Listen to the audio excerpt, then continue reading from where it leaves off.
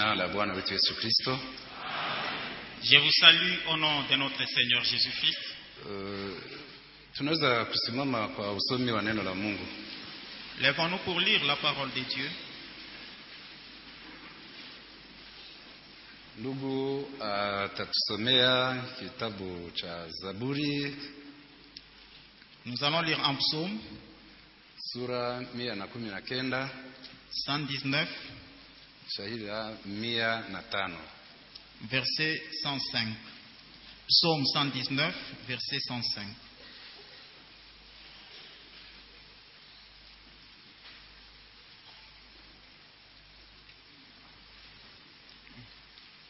Ta parole est une lampe à mes pieds et une lumière sur mon sentier. Atusomee pia Waebrania sura 4, Hébreux chapitre 4, shahiri la 12. verset 12.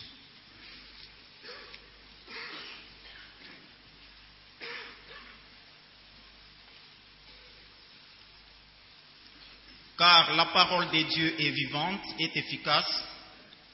Kwa maana neno la Mungu ni hai na lilikuwa na nguvu, Plus tranchante qu'une épée quelconque à deux tranchants, ilikuwa na ukali kupita upanga wote makali ngambo mbili, pénétrante jusqu'à partager âme et esprit, unapenyeza mpaka kukabula nafsi na roho, jointure et moelle. viungo na mafuta. Elle juge les sentiments et les pensées du cœur. Iko na muamania na mawazo ya moyo. Amen. Bwana Mungu, tunainamisha vichwa na nyoyo zetu mbele yako. Seigneur Dieu, au-devant de toi, nous inclinons nos têtes et nos cœurs. Tukikushukuru mara ya kwanza Pour la première fois, nous t'avons kwa loué kuwa umetulinda mchana huu wote mpaka saa hizi za magharibi. parce que tu nous as protégés depuis le matin jusqu'à ce soir. Asante pia kwa watakatifu unao waleta mbele yako Merci pour les saints que tu as conduits au-devant de toi kusudi tuweze kusikia neno lako. pour écouter ta parole. Ninakuomba nikikusihi Je te demande en te suppliant kusudi uweze kulibariki ndani ya kila nafsi pour que tu me bénisses dans chaque âme. katika jina la Yesu Kristo. Amen. Au nom de Jésus-Christ, Amen. Mnaweza kukaa. Mettez-vous. Asante. Ninakumbuka tulikuwa nanyi ile siku ya Yenga Je me rappelle que nous étions avec vous le dimanche passé ndani ya nyakati nzuri tulizozifanya mbele ya uso wa Bwana, et on avait passé de bons moments dans la face du Seigneur ile wakati wa meza ya Bwana. pendant la Sainte Seine. Kabisa sitasahau baraka tulizozipata hapa mbele ya Mungu wetu. Je ne peux pas oublier la bénédiction que nous avions reçue devant notre Dieu. Tulikuwa Kolwezi Nous étions à Colosie na watakatifu walitutuma salamu, hebu muzipokee katika jina la Bwana Yesu Kristo. et les saints de Colosie vous ont salué. Recevez leurs salutations au nom de Jésus-Christ. Kwa neno la magharibi ya leo Pour le thème de ce soir, tutakuwa na zungumuzo au mahubiri kuhusu neno la Mungu. nous allons parler sur la parole de Dieu. Tunafurahi sana wakati wanatuambia tukuje tusikie neno la Mungu. Nous sommes très contents lorsqu'on nous dit de venir écouter la parole de Dieu. Lakini neno la Mungu ni kitu gani? Mais la parole de Dieu, qu'est-ce?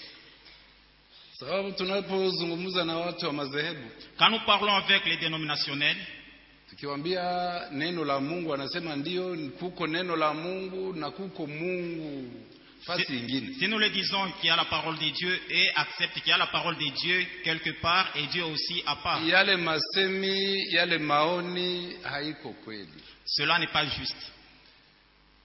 Tukijifunza kwanza neno, hata neno liwe la mtu. D'abord, la parole d'un homme, si nous entrons en profondeur, Mtu neno lake. la parole d'un homme. Mbele tuzungumze neno la Mungu, tuangalie kwanza neno la mwanadamu, neno la mtu. Avant de parler de la parole de Dieu, parlons un peu de la parole d'un homme.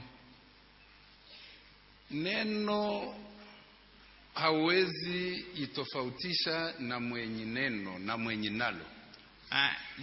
La parole n'est pas différente de celui qui la parle, de l'auteur. Sababu wakati wowote mtu ananyamaza kimya, Lorsque quelqu'un se tue, utamwazia kitu ambacho yeye sicho. tu peux penser de lui ce qu'il n'est pas. Akibakia kimya, S'il reste calme, il ne parle pas.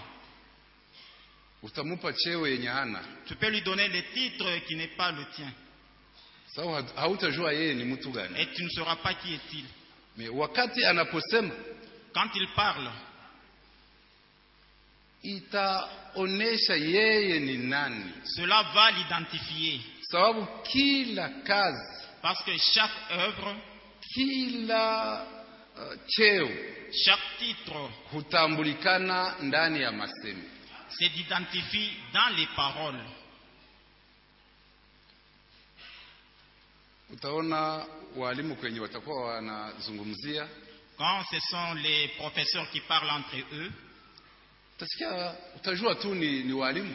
vous saurez qu'ils sont professeurs. Kama ni wasoda, utajua ni wasoda wako Si ce sont les wanaongea. militaires, vous les saurez aussi.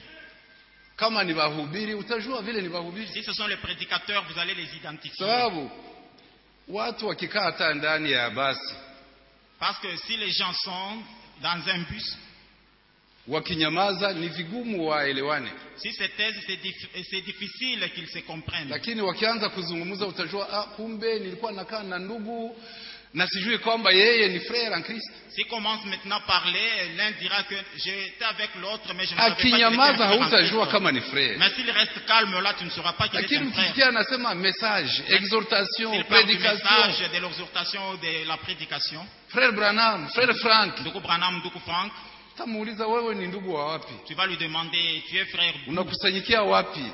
Tu entres dans quelle Ninajua église? wewe ni ndugu yangu. Je sais que tu es mon frère. Utamtambua namna gani Tu vas l'identifier comment? wakati anasema? C'est quand il va parler. Mtu akinyamaza, Et s'il reste calme, utawaza kama kwamba yeye anaweza kuwa mwalimu, peut-être tu peux penser que c'est un prédicateur, c'est un professeur. ijapokuwa hata shule la msingi hakuwahi kumaliza. Peut-être il n'a pas terminé même l'école primaire. Wakati ataanza kusema, utasema kumbe yeye si mtu wa elimu. Hapana. Maintenant, quand il va commencer à parler, tu sauras qu'il n'est pas un homme de science. Ni kwa masemi tunajua kila mtu. C'est par les paroles que nous identifions les gens. Utaona mtu anapita barabarani, Quelqu'un peut passer en cours de route. utawaza yeye ni mama. Tu veux penser que c'est une maman. Wakati ataanza kusema, utayua kumbe ni kahaba. Mais quand elle va commencer à parler, c'est alors que tu sauras que c'est une prostituée.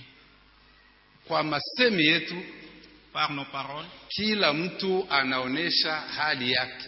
nous sommes identifiés Kwa masemi, par les paroles. masemi ya mwanadamu yanakuwa pia na nguvu. La parole d'un homme est puissante. Oui, elle est puissante. Iko na nguvu. Sababu nikikwambia kwamba niko na convocation yako, Parce que si je te dis que je détiens ta convocation, utabadilisha sura. tu vas changer le visage. Lakini nikikwambia utakuwa kwangu saa 6 kusudi ukule na kunywa, utabadilisha pia sura. Maintenant, si je te demande que tu viendras chez moi à 12 heures pour manger, pour boire, Kwa là aussi, tu vas maneno changer de face. mtu anaweza kukuharibisha, Par les paroles, quelqu'un peut te au kwa dépraver. maneno mtu anaweza kukujenga. Soit il peut t'édifier par les paroles. Sababu neno la mwanadamu liko na nguvu kwa mwenzi wake. Parce que la parole d'un homme est puissante chez l'autre. Kwa masemi tu. Par la parole. Sasa wakati tunaposema neno la Mungu, Maintenant, quand nous parlons de la parole de Dieu, hatuwezi kuitofautisha na Mungu mwenyewe. nous ne pouvons pas la séparer d'avec Dieu. Sababu kwa masemi ya mtu utajua huyu ni mulozi. Parce que c'est par la parole humaine que tu sauras que cet homme ici c'est un sorcier. Huyu ni mtu mwema kwa masemi yake. Et l'autre aussi c'est un homme bon. Na hata Mungu wetu anatambulikana kwa neno lake. Même notre Dieu, il est identifié par sa parole. Katika kitabu cha Mwanzo, Dans le livre de Genèse, tunasoma sura ya kwanza, shairi la kwanza. chapitre 1, verset 1. Inasema Kumwanzo Mungu aliumba mbingu na dunia. Il est dit qu'au commencement, Dieu créa le ciel et la terre. Nukta. Point. Shahiri la pili. Chapitre 2, verset 2. Shahiri la pili nasema, Le deuxième verset dit, la terre était informe et vide. bulongo abukwe na mfano na burukuya hamuna kitu. Il y avait des ténèbres sur la surface de la terre. Kulikuwa mangiza pa bulongo. Et l'Esprit de Dieu se mouvait au-dessus des eaux. Na roho ya Mungu ilianza kutambala pa maji. Dieu dit Mungu akasema, que la lumière soit. nuru iwe, Et la lumière fut. na nuru ikawa.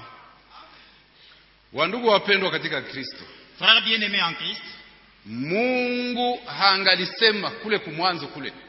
au commencement là, Dieu, s'il n'avait pas dit, Même aujourd'hui, la terre serait informe et vide.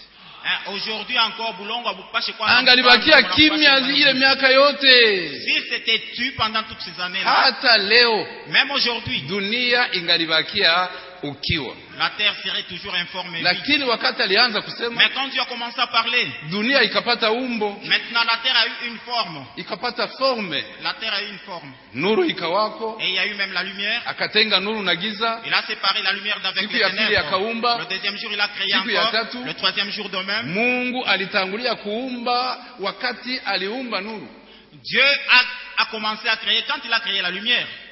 kusudi mambo yote atakayoyaumba ayaumbe mbele ya nuru. Pour que tout ce qu'il va créer soit créé au devant de la lumière.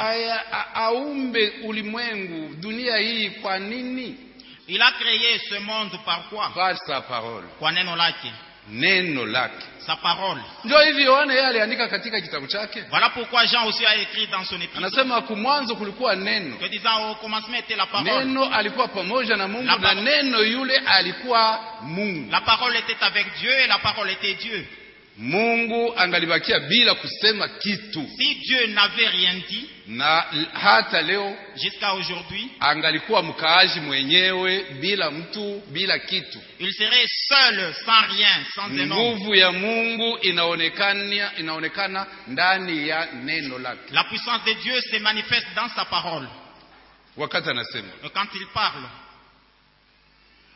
kila kitu alichokiumba alikiumba kwa neno. tout ce que Dieu a créé, l'a créé par la parole. Kila kitu Tout ce qu'il a créé, ni kwa neno kimeonekana. c'est par la parole que cette chose-là est devenue. Bila neno hakuna kitu. Sans la parole, il n'y a rien. Leo ninafurahi sana Je suis très content aujourd'hui.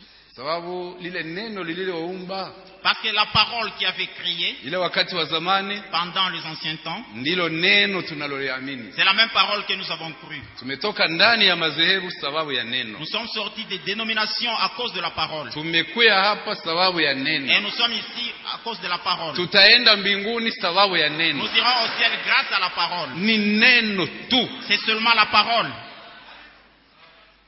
Neno. La parole. Bila neno sisi si kitu. Sans la parole, nous sommes rien. Bila neno hatufai. Sans la parole, nous ne volons rien. Bila neno hatuko. Sans la parole, nous n'existerons pas. Neno la Mungu. La parole de Dieu.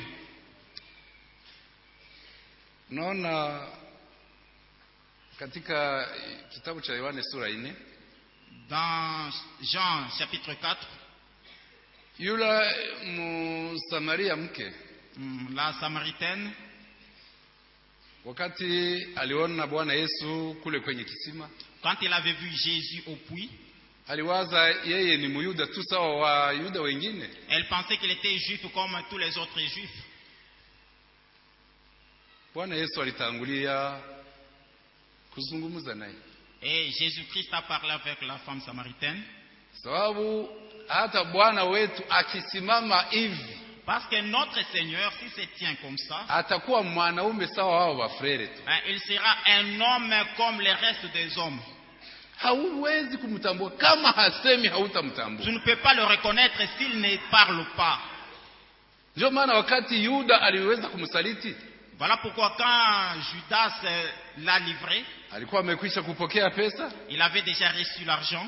Wakati Mafarisayo na makuhani walichomoka kwenda kumkamata, Maintenant, quand les pharisiens et les sacrificateurs sont allés pour l'arrêter, aliwaambia kwamba hawatamjua. Judas leur avait dit que vous n'allez Aliwaambia pas le hamwezi reconnaître. kumtambua mpaka Vous mimi pouvez pas le niwasindikize reconnaître. niwape alama ninyi. Je dois vous accompagner pour vous montrer un signe. Oh, Alors qu'ils étaient 3 frères.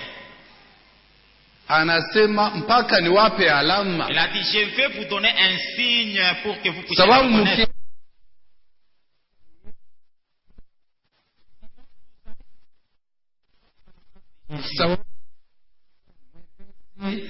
frere mu bafrere bengine. Parce que Jésus était simple, un frère parmi d'autres frères. Wakati Samaritaine, ni kwa c'est par les paroles de Jésus mwanamke aliweza kujua kwamba yeye ni Masihi. que la femme avait su que celui-ci était un Messie. Wende urudi na mume wako. Va et amène ton mari. Mke akajibu akasema, Elle a répondu, sina mume. je n'ai point de mari.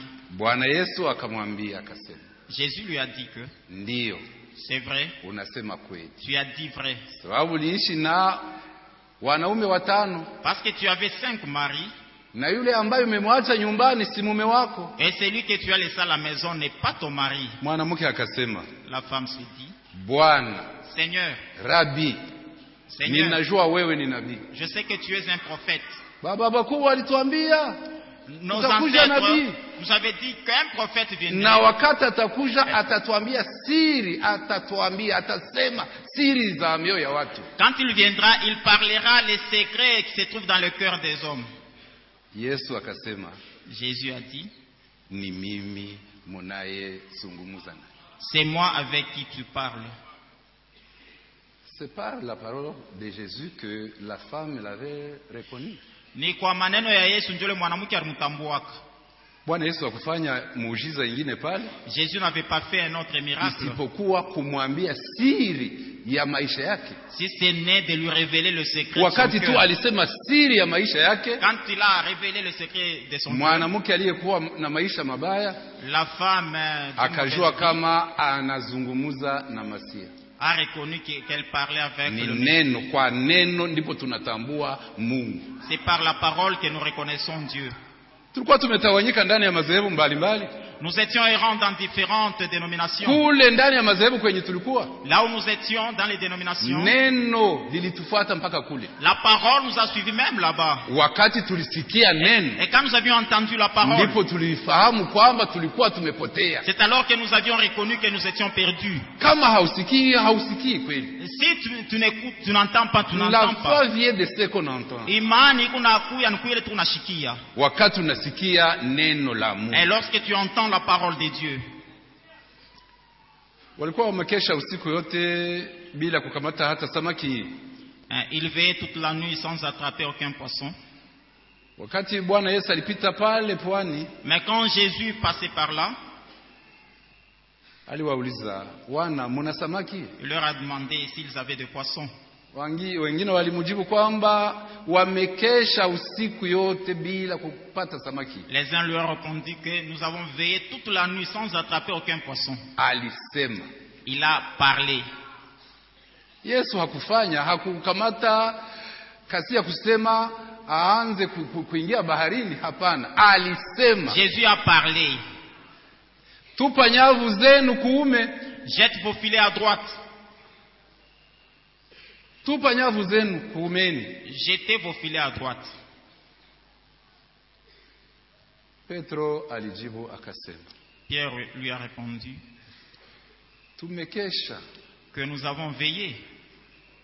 Angaisema hata hivi, S'il pouvait dire même ceci. hakuna fasi hatukuwahi kutupa nyavu, Nous avons jeté nos filets partout. Partout nous avons jeté nos filets. lakini sababu ya neno unalolisema, Mais à cause de ta parole, sababu unasema, parce que toi tu as dit, sur ta parole, tutatupa nyavu. nous allons jeter nos filets. Walipozitupa kumeni Quand ils ont jeté ya maintenant, merikebu, walipata samaki nyingi. ils ont attrapé beaucoup de poissons. Wandugu wapendwa, Frères bien-aimés, Kitu ninapenda tugusie mbele tumalize mahubiri ya leo. Je voulais assez qu'on puisse avancer pour terminer la prédication d'aujourd'hui. Ni wakati tutasoma waraka wa Paulo kwa Timotheo, waraka wa pili. En lisant deuxième épître de Paul à Timothée, sura 3, chapitre 3, shahiri ya 16 na 17. Versets 16 à 17. Tutaona ukomo sasa ya neno la Mungu.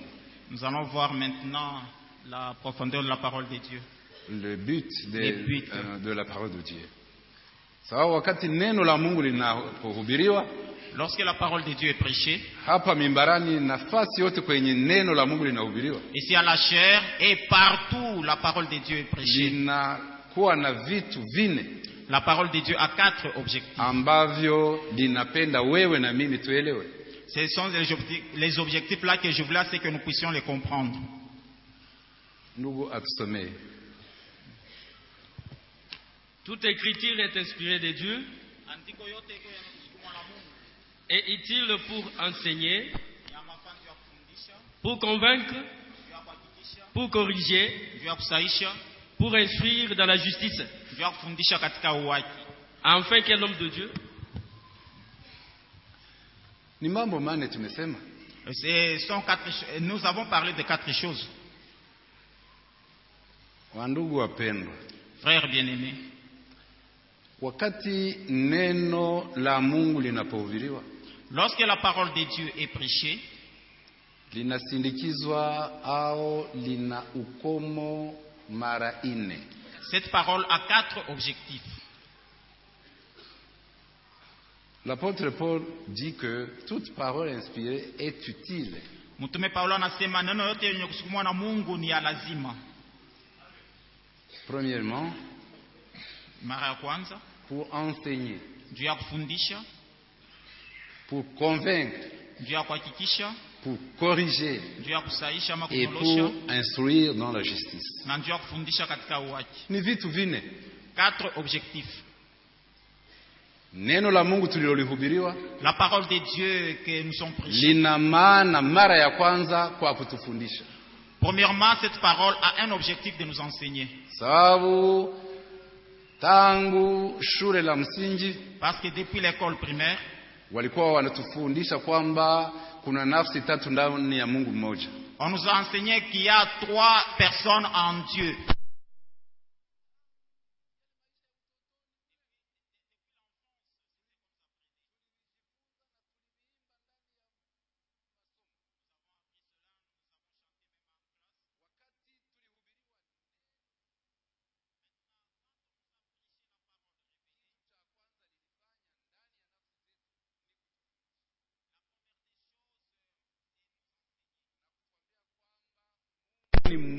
Nous dire qu'il y a un seul Dieu. Na jina lake ndani ya Agano Jipya ni Yesu Kristo. Son nom dans le Nouveau Testament, c'est Jésus-Christ. Ndio vile walitufundisha. C'est ce qu'on nous a enseigné. Tufundisha toka ndani ya madhehebu. On nous a dit de sortir des dénominations. Mwanamke asifundishe. Que la femme ne prêche pas. Walitufundisha vitu vingi. C'est ce qu'on nous avait enseigné. Na wenye kwa hapa wote ni wenye walijifunza. Ceux qui sont ici ont appris cela. Na wale wote ambao wamekuja ni wenye wanapenda tena kufunzwa.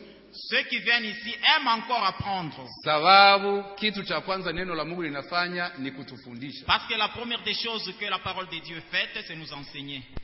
Pas seulement cela. Hapana tu ile. Mara ya pili kutuconvaincre. Le deuxième objectif ni kutuhakikishia.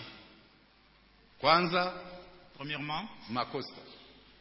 Nous convaincre des péchés. Wakati neno linahubiriwa hata huko karibu au mbali, quand la parole de Dieu est prêchée, que tu sois près ou loin, kama uko na makosa au unaishi zambini, si tu vis dans le péché, neno litakugusa na kukuitikisha kwamba wewe ni mkosefu, ni la parole de Dieu va te toucher et te convaincre que tu es un pécheur. Tu es un pécheur. Kwanza, premièrement, linatufundisha, elle nous enseigne. Ndio maana hakuna mtu mwenye anaweza kutoka hapa na kurudia tena ndani ya madhehebu. Voilà pourquoi personne ne peut quitter ici pour rentrer encore dans les dénominations. Walituambia kama ubatizo wa kweli ni ndani ya jina la Yesu Kristo. On nous a prêché que le vrai baptême c'est au nom de Jésus-Christ. Jina ya Jehova ya Agano la Kale ndilo jina la Yesu Kristo ndani ya Agano Jipya. Jéhovah de l'Ancien Testament, c'est Jésus du Nouveau Testament. Walitufundisha pia mambo ya Sabato. On nous a appris de sabbat. Kwamba ilikuwa torati ya Wayuda ya Waisraeli. Que c'était la loi d'Israël, des Juifs.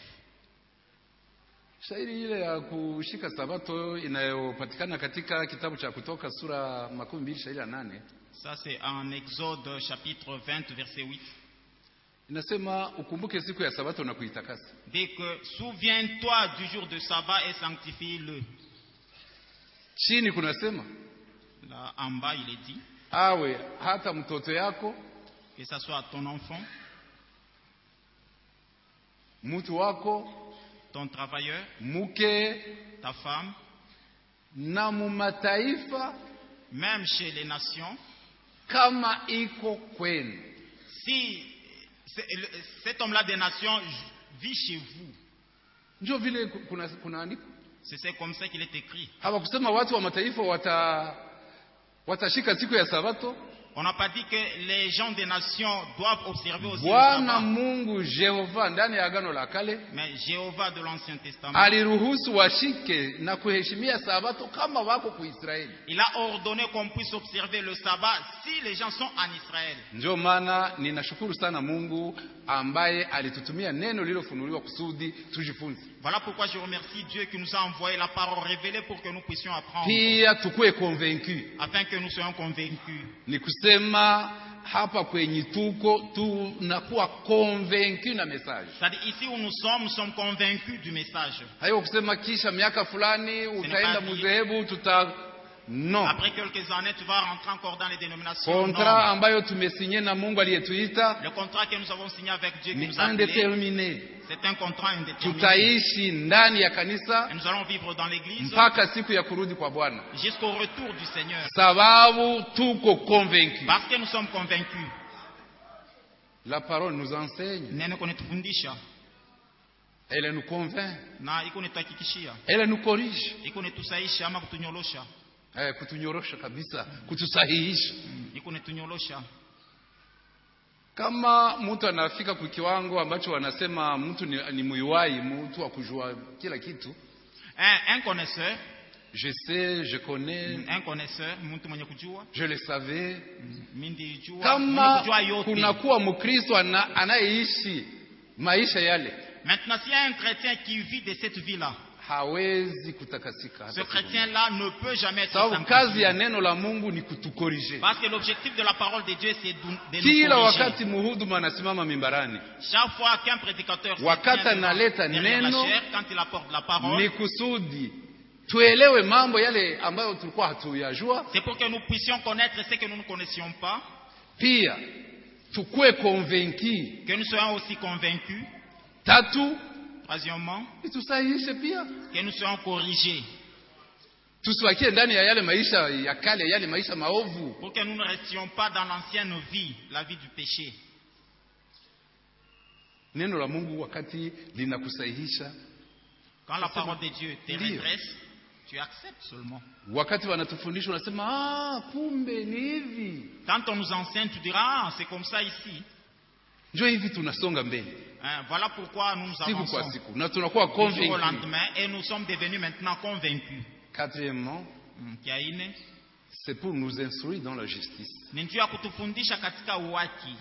Kila kitu kilicho kizuri, Hein, chaque chose est kila bon. kitu kilicho chema, Chaque chose est bon. watoto wa Mungu wakiishi, wakitende. Que les enfants de Dieu puissent mettre cela en pratique. Ndio maana wapendwa katika Kristo, Voilà pourquoi, bien-aimés en Christ, hakuna mtu ambaye tutasema kwamba yeye ni mdhaifu sana, il n'y a personne que nous pouvons dire qu'elle est vraiment faible, wakati wowote angali anakuya kukusanyika. aussi longtemps que cette personne-là vient ici. Mtu tunasema ni faible Nous disons que tel est faible, ni retrograde il est rétrograde, mwenye kurudia nyuma. wakati anaanza kuacha kukusanyika. C'est quand il abandonne l'assemblée. Parce que la foi vient de ce qu'on entend. Ndio imani kunatoka kile tu. Kila wakati wote utakuya hapa, Chaque fois que nous serons ici, maisha yako yanasonga mbele siku kwa siku. ta vie va aller toujours de l'avant. Kila wakati unakuya kusikia neno, Chaque fois que tu viens écouter la parole de Dieu, uko mwenye nguvu. tu es fort. Oui. Bien kweli. Ni sawa hivi, unaweza pata mtu unasema oh, huyu mtu ni mwema. Tu peux voir quelqu'un comme ça, tu dis il Oh, est huyu bon. mtu ni mtu mzuri. Celui-ci, c'est un homme de bien, juste. Franchement, devant l'Éternel, Hakika mbele ya Bwana. hakuna mtu mwema au mzuri wakati wote iko na mafundisho ya uongo. Il n'y a personne qui soit bon ou juste lorsqu'il garde un faux enseignement. Kama unaishi tu ndani ya vitu ya uongo, Si tu vis dans le mensonge, hauko mzuri, hauko mwema. tu n'es pas bon. Hata unatembea namna gani, hata unajikamata namna gani, hata unanyenyekeaje, Même si tu marches très humblement là-bas, vivyo hivyo de même que hatuyaona mtu aliye mudhaifu sana nous n'avons pas encore vu quelqu'un qui soit très wakati faible wote angali anakusanyika kwa kusikia neno la Mungu. pendant tout le temps qu'il vient écouter la parole de Dieu. Le Seigneur Jésus a dit aux Juifs qu'il avait cru, Bwana Yesu arambiaka Wayuda bale baliaminiaka, nasema mukibakia ndani ya neno langu muko wanafunzi wangu kweli, si vous demeurez dans ma parole, vous êtes vraiment mes disciples. et vous connaîtrez la vérité et la Mutajua vérité ukweli. vous affranchira. Na ukweli temifanya mwe huru.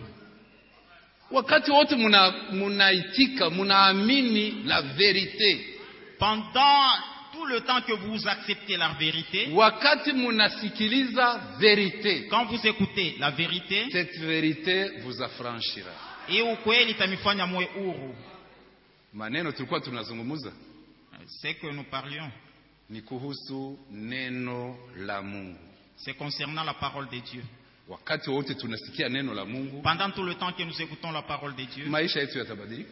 nos vies seront changées. Si ni sawa au wanafunzi tunawatuma darasani, C'est comme les élèves que nous envoyons à l'école. wanaenda leo wanatupa kalamu, kesho wanatupa bike, Demain, ils jettent les stylos, ils jettent les objets classiques. kila siku na kalamu, kila siku na kaye. Chaque jour un crayon, chaque jour un cahier. Wakati yote mtoto hapendi kuacha masomo, Mais aussi longtemps qu'un enfant ne veut pas abandonner les études, umuvumilie, tu dois le patienter. sababu benye watafanya kampanye ku provinciale ni benye waliwahi pia kutupa kalamu wakati walikuwa darasani. Parce que ceux qui feront la campagne, ce sont les gens là-bas qui n'avaient pas envie d'étudier.